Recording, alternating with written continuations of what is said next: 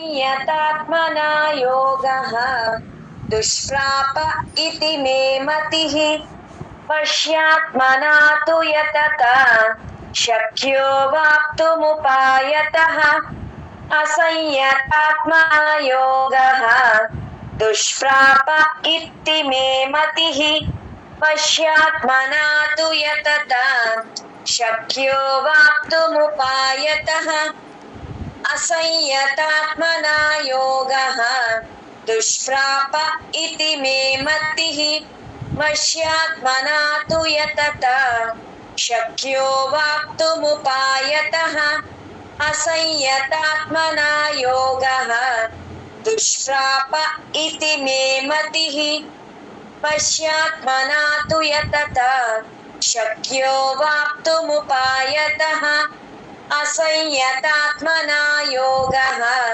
दुष्प्राप इति मे मतिः पश्यात्मना तु यतता शक्यो वाप्तुमुपायतः। జయగుదత్తమ్మ 37వ శ్లోకం శ్లోక నెంబర్ 37. అర్జున ఉవాచ. అర్జున తర్వాత చిన్న పాజ్ ఇచ్చి ఊ అచ్చు కాబట్టి చిన్న పాజ్ ఇచ్చి చెప్పాలి. ఊ అనేది కంఠంలో నుంచి రావాలి. అయతే శ్రద్ధయోపేతః. సారీ అమ్మా, ఒక్క నిమిషం.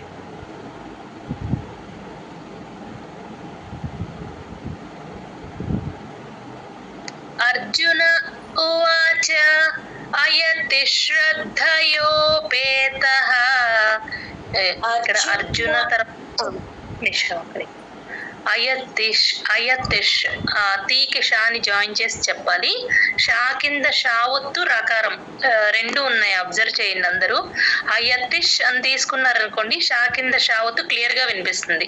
అయతిష్ శ్రద్ధయో, ఆ షా కింద రకారం కూడా క్లియర్ గా వినిపించాలి. దా కింద దావత్తు మహాప్రాణం ఉంది కాబట్టి షాకి దాని జాయిన్ చేసి చెప్తాం. ఈ 37, 38 ఈ రెండు శ్లోకాలు కొంచెం కేర్ఫుల్ గా చెప్పాలి. మహాప్రాణాలు ఉన్న చోట పెట్టాలి, లేని చోట పెట్టకూడదు. కొంచెం గమనించుకొని చెప్పండి. ఈ 37 and 38 కూడా. ఒక్క నిమిషం. అర్జున ఉవాచ అయతి శ్రద్ధయోపేతః. అర్జున ఉవాచ అయతి శ్రద్ధయోపేతః. అయతి శ్రద్ధయోపేతః. అయతి శ్రద్ధయోపేతః. యోగాచలిత మానసః. ఇక్కడ యోగా దీర్ఘ ఉంది. యోగాచ్ అని గాకి చాని జాయిన్ చేసుకుంటే అక్కడ చా కింద చావత్తు క్లియర్ గా వినిపిస్తుంది. ఇక్కడ గమనించాల్సింది ఏంటంటే మహాప్రాణం ఏమీ లేదు. ఈ సెకండ్ పాదంలో మనకి ప్లెయిన్ గా ఉన్నాయి చూడండి. యోగాచలిత, యోగాచ్ అని జాయిన్ చేసుకుంటే అప్పుడు చా కింద చావత్తు క్లియర్ గా వినిపిస్తుంది. యోగాచలిత మానసః. యోగాచలిత మానసః. యోగాచలిత మానసః. యోగాచలిత మానసః. జై గురుదత్త. యోగాచ్ అని ఒక్క సెకండ్ ఆపాలి, అప్పుడే చా కింద చావత్తు వినిపిస్తుంది. Okay ma'am. యోగాచలిత మానసః. ఓకేనా మ్యామ్? ఇప్పుడు మహాప్రాణం లాగా చ అని రాకూడదమ్మా. యోగాచలిత ప్లేన్ గా మెత్తగా చెప్పాలి. యోగాచలిత మానసః. మహాప్రాణం వచ్చిందమ్మా? లేదు, ఇప్పుడు కరెక్ట్ గా వచ్చింది. యోగాచలిత మానసః. యోగాచలిత మానసః. అప్రాప్య యోగ సంసిద్ధిం. ఆకి పాని జాయిన్ చేసి చెప్పాలి. ఆ అచ్చండి, గమనించండి. పైన కూడా ఆ అచ్చైనా సరే మనం అది కంఠంలో నుంచే వస్తుంది. ఆ అన్నప్పుడు దానికి స్పెషల్ గా మనం ఏం ట్రైన్ చేయక్కర్లేదు. కానీ ఊ వచ్చినప్పుడు మాత్రం, ఏ వచ్చినప్పుడు మాత్రం ఖచ్చితంగా కంఠంలో నుంచే వస్తుందా లేదా అని చెక్ చేసుకోవాలి. అప్రాప్య ఆకి పాని జాయిన్ చేసి చెప్పాలి. అప్రాప్య పా కింద యావద్దు. అప్రాప్య యోగ సంసిద్ధిం. సంసిద్ధిం దా కింద దావత్తు మహాప్రాణం ఉంది కాబట్టి సికి ముందే సిద్ధ్ అని చెప్పేసి సిద్ధిం అలా చెప్తే దా కింద దావత్తు వినిపిస్తుంది క్లియర్ గా.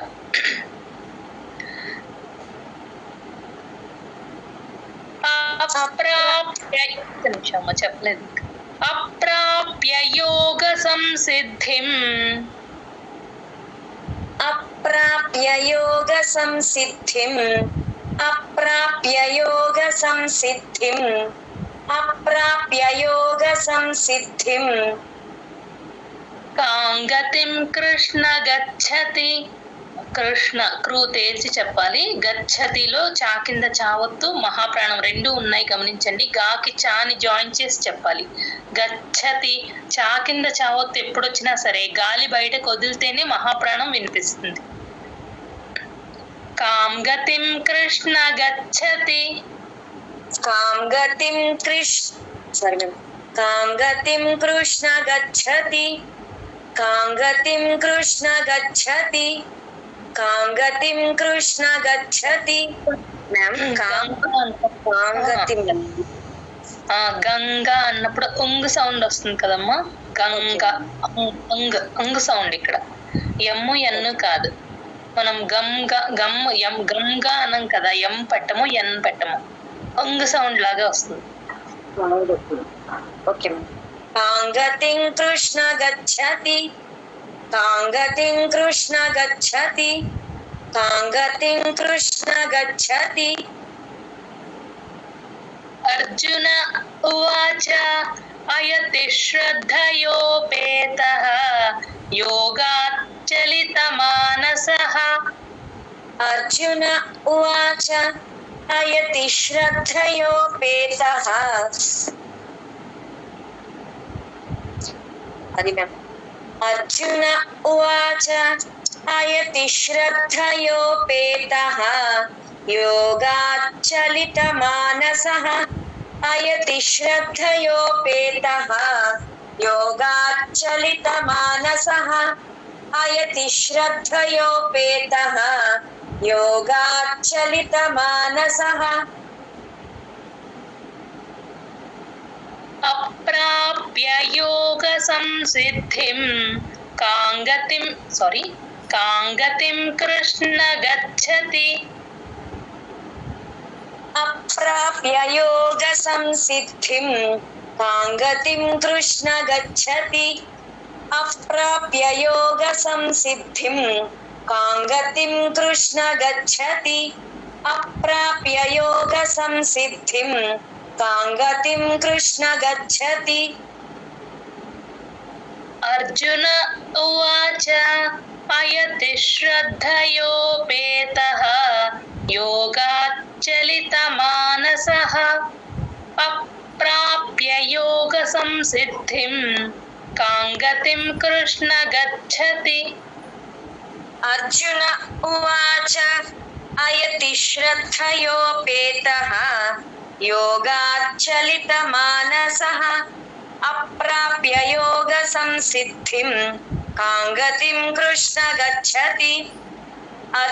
అయతి శ్రద్ధయోపేతః యోగాత్ చలితమానసః అప్రాప్య యోగ సంసిద్ధిం కాంగతిం కృష్ణ గచ్చతి అయతి శ్రద్ధయోపేతః యోగాత్ చలితమానసః అప్రాప్య యోగ సంసిద్ధిం కాంగతిం కృష్ణ గచ్చతి అయతి శ్రద్ధయోపేతః యోగాత్ చలితమానసః అప్రాప్య యోగ సంసిద్ధిం కాంగతిం కృష్ణ గచ్చతి అయతి శ్రద్ధయోపేతః యోగాత్ చలితమానసః అప్రాప్య యోగ సంసిద్ధిం కాంగతిం కృష్ణ గచ్చతి అయతి శ్రద్ధయోపేతః యోగాత్ చలితమానసః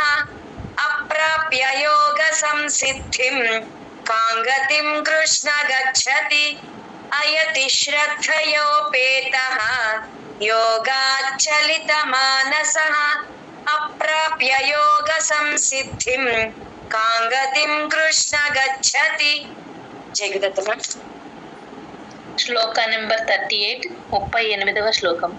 కచ్చిన్నో భయ విభ్రష్ట. ఇక్కడ కచ్చిన్నో కాకి చాని జాయిన్ చేసి చెప్పాలి. మహాప్రాణం లేదు, ఓన్లీ ఒత్తు మాత్రమే ఉంది, మెత్తగా చెప్పాలి. కచ్చిన్నో అంతే.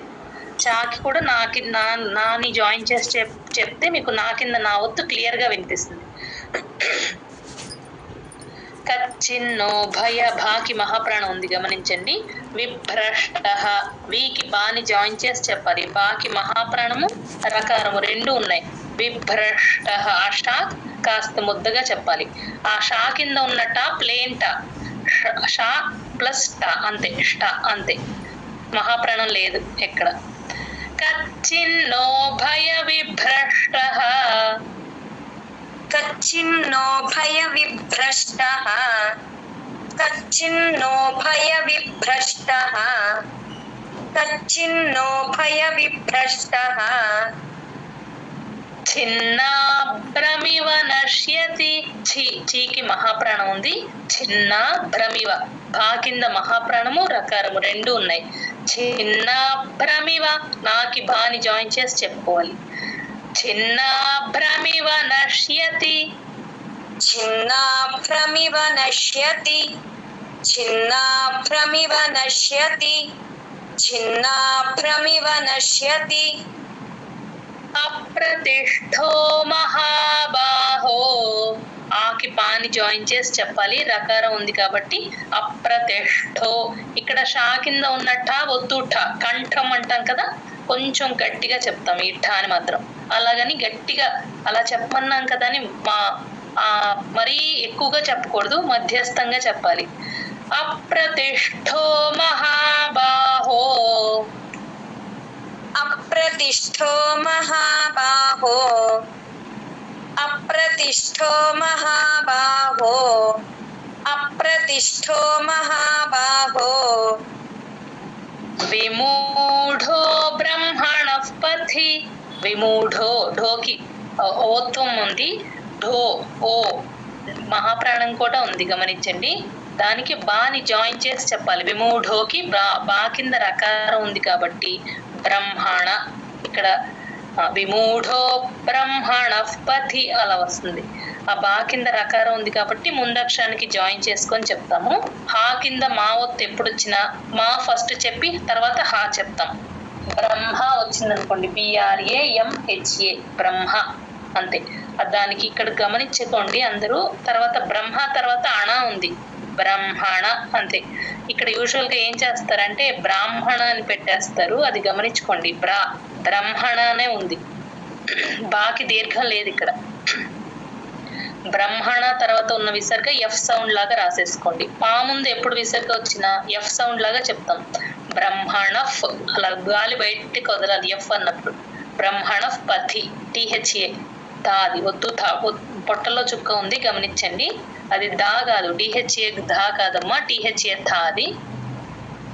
విమూఢో బ్రహ్మణః పథి. విమూఢో బ్రహ్మణః పథి. విమూఢో బ్రహ్మణః పథి. విమూఢో బ్రహ్మణః పథి. విమూఢో బ్రహ్మణః పథి. మళ్ళీ ఒక్కసారి చెప్పండి. విమూఢో బ్రహ్మణః పథి. తప్పు చెప్పాను మ్యామ్. మహాప్రాణం వచ్చిందా బాకి? లేదమ్మా, బాని జాయిన్ చేయలేదు, ప్లెయిన్ గా చెప్పినట్టు అనిపించింది. మళ్ళీ చెప్తాను నేనైతే. విమూఢో బ్రహ్మణః పథి. అణ కూడా వచ్చిందమ్మా. అణ ఇంకొంచెం బ్రహ్మణ అణ ఇంకొంచెం క్లియర్ గా రావాలి. ఈసారి చెప్పినప్పుడు గమనించుకోండి. కచ్చిన్నో భయ విభ్రష్ట. చిన్నాభ్రమివ నశ్యతి. కచ్చిన్నో భయ విభ్రష్ట. చిన్నాభ్రమివ నశ్యతి. కచ్చిన్నో భయ విభ్రష్ట. Sorry ma'am. కచ్చిన్నో భయ విభ్రష్ట. చిన్నాభ్రమివ నశ్యతి.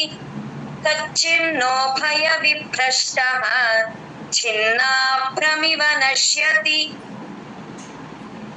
అప్రతిష్ఠో మహాబాహో. విమూఢో బ్రహ్మణః పథి అప్రతిష్ఠో మహాబాహో విమూఢో బ్రహ్మణః పథి అప్రతిష్ఠో మహాబాహో విమూఢో బ్రహ్మణః పథి అప్రతిష్ఠో మహాబాహో విమూఢో బ్రహ్మణః పథి కచ్చిన్నో భయ విభ్రష్టః ఛిన్నాభ్రమివ నశ్యతి అప్రతిష్ఠో మహాబాహో విమూఢో బ్రహ్మణః పథి కచ్చిన్నో భయ విభ్రష్టః ఛిన్నాభ్రమివ నశ్యతి అప్రతిష్ఠో మహాబాహో విమూఢో బ్రహ్మణః పథి కచ్చిన్నో భయ విభ్రష్టః ఛిన్నాభ్రమివ నశ్యతి అప్రతిష్ఠో మహాబాహో విమూఢో బ్రహ్మణః పథి. మ్యామ్ ఇప్పుడు స్ట్రెస్ వస్తుందా మ్యామ్? రకారం బాకీ వస్తుంది. కరెక్ట్ గా చెప్పండి. కచ్చిన్నో భయ విభ్రష్టః ఛిన్నాభ్రమివ నశ్యతి అప్రతిష్ఠో మహాబాహో విమూఢో బ్రహ్మణః పథి కచ్చిన్నో భయ విభ్రష్టః ఛిన్నాభ్రమివ నశ్యతి అప్రతిష్ఠో మహాబాహో విమూఢో బ్రహ్మణః పథి కచ్చిన్నో భయ విభ్రష్టః ఛిన్నాభ్రమివ నశ్యతి ఛీ గాలి వదలండి. ఛీ చిన్న అలా అంటేనే చా కింద మహాప్రాణం వినిపిస్తుంది. అదర్వైజ్ ప్లెయిన్ గానే వస్తుందమ్మా చిన్న ఒకటి. Okay ma'am. కచ్చిన్నో భయ విభ్రష్టః ఛిన్నాభ్రమివ నశ్యతి అప్రతిష్ఠో మహాబాహో విమూఢో బ్రహ్మణః పథి కచ్చిన్నో భయ విభ్రష్టః ఛిన్నాభ్రమివ నశ్యతి అప్రతిష్ఠో మహాబాహో విమూఢో బ్రహ్మణః పథి కచ్చిన్నో భయ విభ్రష్టః ఛిన్నాభ్రమివ నశ్యతి అప్రతిష్ఠో మహాబాహో విమూఢో బ్రహ్మణః పథి. జయగుదత్త మ్యామ్.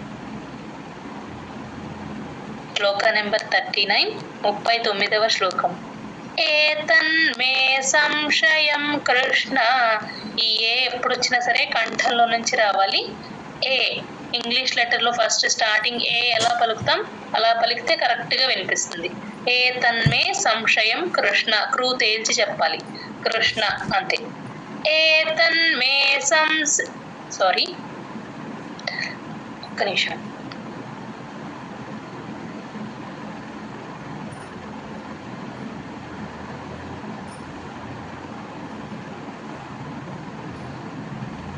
జై గురుదత్త.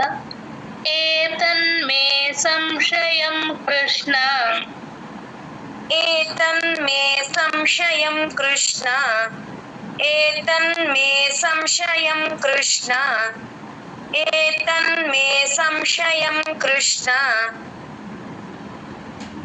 చేత్తుమర్హస్య శేషతః. చేకి మహాప్రాణం ఉంది. చేకి తాని జాయిన్ చేసి చెప్పాలి. చేత్తు తూ కింద తావొత్తుంది గమనించండి. చేత్తు అలా రావాలి. మర్హస్య రా కింద హావొత్తు. రాకి పొల్లు పెడతాము. ఇది మాత్రం పైన పెన్సిల్ తో రాసేసుకోండి అందరూ. మర్ రాకి పొల్లు పెట్టి మర్ హస్య హా. మర్ హా ఫుల్ గా చెప్తాం. హా చెప్పి సా కింద యావొత్తు. మర్ హస్ యా. సాకి మళ్ళీ పొల్లు పెడతాం. మర్ హస్ యా. ఆ యా అనేది క్లియర్ గా వినిపించాలి. ఇక్కడ షా షా రెండు పక్క పక్కన ఉన్నప్పుడు మనము రెండింటికి డిఫరెన్స్ కనిపించేటట్టు పలకాలి. శేషతః అలా రావాలి. సే శంకరాష షణ్ముఖాష రెండింటికి డిఫరెన్స్ చూపించాలి. చేత్తుమర్హస్య శేషతః. చేతుమర్హస్య శేషతః.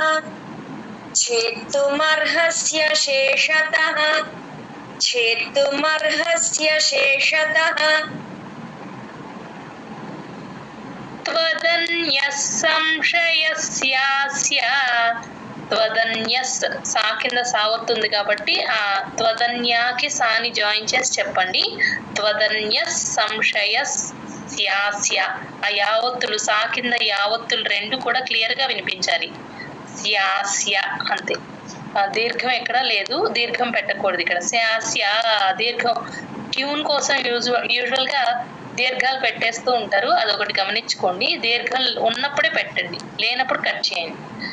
త్వదన్యః సంశయస్యాస్య त्वदन्यः संशयस्यास्य त्वदन्यः संशयस्यास्य त्वदन्यः संशयस्यास्य చేత్తానహ్యుపపద్యతే. చేత్త చేకి మహాప్రాణం, తా కింద కావద్దు. చేత్తానహ్ నహ్ అని చెప్పి నాకి హాని జాయిన్ చేసుకుంటే హా కింద యావత్తు క్లియర్ గా వినిపిస్తుంది. నహ్యుప నహ్యుప అలా రావాలి. నహ్యుప పద్యతే దా కింద యావత్తు. ఇక్కడ దీర్ఘం ఉంది చూడండి, పద్యతే అని వదిలేయకూడదు, కొంచెం దీర్ఘం ఎక్స్టెండ్ చేయాలి. పద్యతే సరిపోతుంది. చేత్తానహ్యుపపద్యతే चेत्तानह्युपपद्यते चेत्तानह्युपपद्यते चेत्तानह्युपपद्यते एतन्मे संशयं कृष्ण छेत्तुमर्हस्य शेषतः.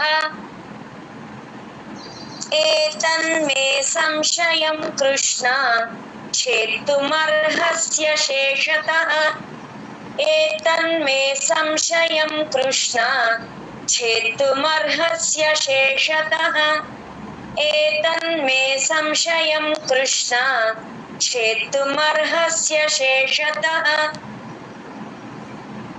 त्वदन्यः संशयस्यास्य छेत्तानह्युपपद्यते त्वदन्यः संशयस्यास्य छेत्तानह्युपपद्यते त्वदन्यः संशयस्यास्य छेत्तानह्युपपद्यते त्वदन्यः संशयस्यास्य छेत्तानह्युपपद्यते एतन्मे संशयं कृष्ण छेत्तुमर्हस्य शेषतः त्वदन्यः संशयस्यास्य छेत्तानह्युपपद्यते एतन्मे संशयं कृष्ण छेत्तुमर्हस्य शेषतः त्वदन्यः संशयस्यास्य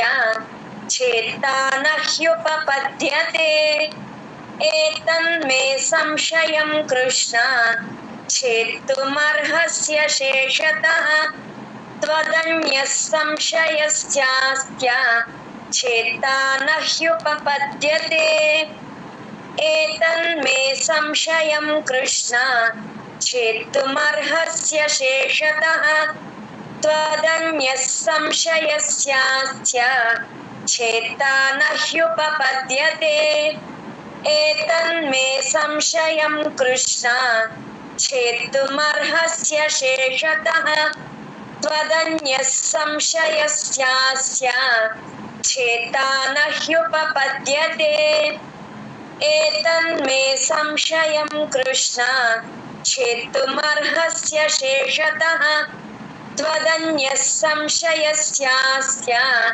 छेत्तानह्युपपद्यते एतन्मे संशयं कृष्ण छेत्तुमर्हस्य शेषतः त्वदन्यः संशयस्यास्य छेत्तानह्युपपद्यते एतन्मे संशयं कृष्ण छेत्तुमर्हस्य शेषतः त्वदन्यः संशयस्यास्य छेत्तानह्युपपद्यते.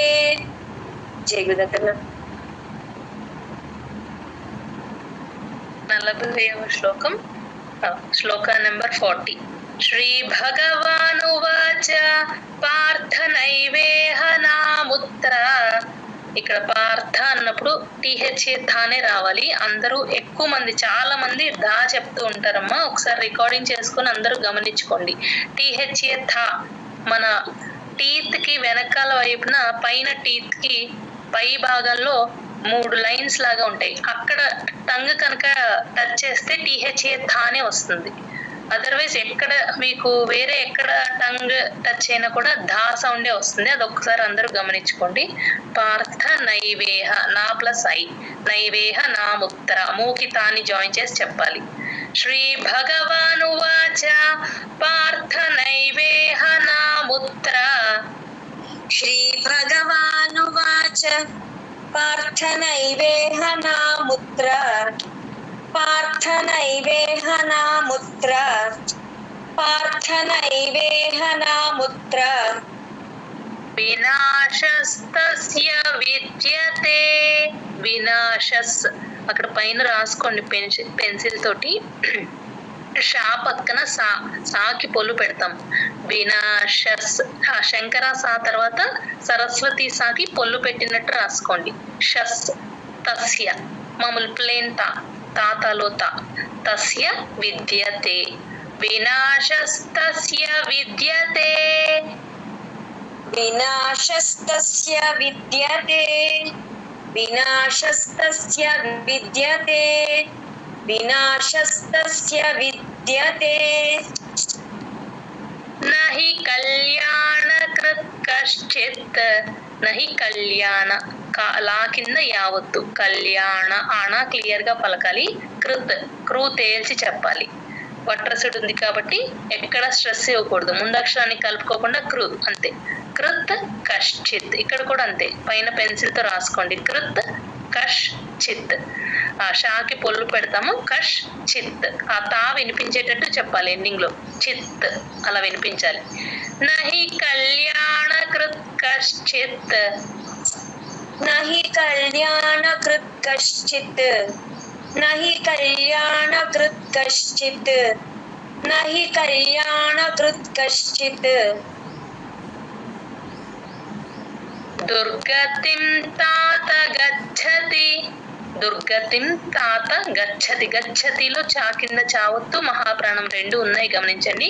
గాకి చాని జాయిన్ చేసుకుని ఆ చా కింద చావత్తు ఎప్పుడు వచ్చినా సరే గాలి బయటకు వదలాలి. గచ్చ అలా చెప్పాలి. గాలి బయటకు వదిలితేనే చా కింద చావత్తు వినిపిస్తుంది. గచ్చతి అలా రావాలి. దుర్గతిం తాత గచ్చతి. దుర్గతిం తాత గచ్చతి. దుర్గతిం తాత గచ్చతి. దుర్గతిం తాత గచ్చతి. శ్రీ భగవానువాచ పార్థ నైవేహ నాముత్ర. వినాశస్తస్య విద్యతే. శ్రీ భగవానువాచ పార్థ నైవేహ నాముత్ర. వినాశస్తస్య విద్యతే. పార్థ నైవేహ నాముత్ర. వినాశస్తస్య విద్యతే. పార్థ నైవేహ నాముత్ర. వినాశస్తస్య విద్యతే. నహి కళ్యాణకృత్ కశ్చిత్ దుర్గతిం తాత గచ్చతి. నహి కళ్యాణకృత్ కశ్చిత్ దుర్గతిం తాత గచ్చతి. నహి కళ్యాణకృత్ కశ్చిత్ దుర్గతిం తాత గచ్చతి. నహి కళ్యాణకృత్ కశ్చిత్. కశ్చిత్ సరిపోతుంది. Okay ma'am. నహి కళ్యాణకృత్ కశ్చిత్ మర్చిపోయినా మ్యామ్. కశ్చిత్ అంతే. Okay ma'am. నహి కళ్యాణకృత్ కశ్చిత్ దుర్గతిం తాత గచ్చతి. నహి కళ్యాణకృత్ కశ్చిత్ దుర్గతిం తాత గచ్చతి. శ్రీ భగవానువాచ పార్థ నైవేహ నాముత్ర. వినాశస్తస్య విద్యతే నహి కళ్యాణకృత్ కశ్చిత్ దుర్గతిం తాత గచ్చతి. శ్రీభగవానువాచ పార్థ నైవేహ నాముత్ర వినాశస్తస్య విద్యతే నహి కళ్యాణకృత్ కశ్చిత్ దుర్గతిం తాత గచ్చతి. పార్థ నైవేహ నాముత్ర వినాశస్తస్య విద్యతే నహి కళ్యాణకృత్ కశ్చిత్ దుర్గతిం తాత గచ్చతి. పార్థ నైవేహ నాముత్ర వినాశస్తస్య విద్యతే నహి కళ్యాణకృత్ కశ్చిత్ దుర్గతిం తాత గచ్చతి.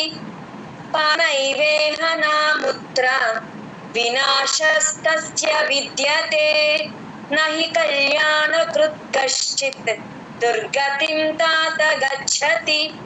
పార్థ నైవేహ నాముత్ర వినాశస్తస్య విద్యతే నహి కళ్యాణకృత్ కశ్చిత్ దుర్గతిం తాత గచ్చతి. పార్థ నైవేహ నాముత్ర వినాశస్తస్య విద్యతే నహి కళ్యాణకృత్ కశ్చిత్ దుర్గతిం తాత గచ్చతి. పార్థ నైవేహ నాముత్ర వినాశస్తస్య విద్యతే నహి కళ్యాణకృత్ కశ్చిత్ దుర్గతిం తాత గచ్చతి. జయగురుతనం. ఇక్కడ పార్థ ఒక్కొక్కసారి పాని షాప్ చేస్తున్నారమ్మా, ఒకసారి తర్వాత గమనించుకోండి. పార్థ, ఓకేనా? ఒకసారి చెప్పనా మ్యామ్? చెప్పండి. పార్థ నైవేహ నాముత్ర వినాశస్తస్య, ఓకేనా మ్యామ్? జయగురు బాగా రిపీట్ చేశారమ్మా. జయగురుదత్త. కావ్య గారు జయగురుదత్త ఒకసారి సీక్వెన్స్ లో చెప్తారమ్మా ఈరోజు శ్లోకాసని. ఆత్మౌపమ్యేన సర్వత్ర సమం పశ్యతి యోర్జున సుఖం వా యది వా దుఃఖం స యోగీ పరమో మతః. అర్జున ఉవాచ యోయం యోగస్త్వయా ప్రోక్తః సామ్యేన మధుసూదన ఏతస్యాహన్న పశ్యామి చంచలత్వాత్ స్థితిం స్థిరాం. చంచలం హి మనః కృష్ణ ప్రమాథి బలవదృఢం తస్యాహం నిగ్రహం మన్యే వాయోరివ సుదుష్కరం. శ్రీభగవానువాచ అసంశయం మహాబాహో మనో దుర్నిగ్రహం చలం అభ్యాసేన తు కౌంతేయ వైరాగ్యేణ చ గృహ్యతే. అసంయతాత్మనా యోగః దుష్ప్రాప ఇతి మే మతిః వశ్యాత్మనా తు యతత. దుష్ప్రాప తర్వాత చిన్న పాజ్ ఇచ్చి ఇది చెప్పండి. ఓకే. అసంయతాత్మనా యోగః దుష్ప్రాప ఇతి మే మతిః వశ్యాత్మనా తు యతత శక్యో వాప్తుముపాయతః. అర్జున ఉవాచ అయతి శ్రద్ధయోపేతః యోగాచ్చలితమానసః అప్రాప్య యోగ సంసిద్ధిం కాం గతిం కృష్ణ గచ్చతి. కచ్చిన్నో భయ విభ్రష్టః ఛిన్నాభ్రమివ నశ్యతి అప్రతిష్ఠో మహాబాహో విమూఢో బ్రహ్మణః పథి. ఏతన్మే సంశయం కృష్ణ చేత్తుమర్హస్య శేషతః త్వదన్యః సంశయస్యాస్య చేత్తా నహ్యుపపద్యతే.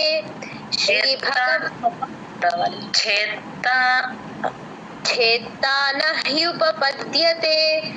శ్రీభగవానువాచ పార్థ నైవేహ నాముత్ర వినాశస్తస్య విద్యతే నహి కళ్యాణకృత్ కశ్చిత్ దుర్గతిం తాత గచ్చతి.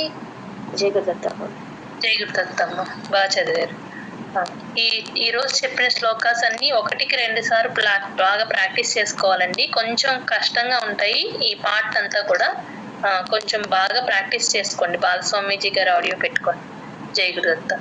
జ్ఞానానందమయం దేవం నిర్మల స్ఫటికాకృతిం ఆధారం సర్వ విద్యానాం హయగ్రీవముపాస్మహే ఏతత్ఫలం శ్రీ సద్గురు చరణారవిందార్పణమస్తు. జై గురుదత్త. జై గురుదత్త.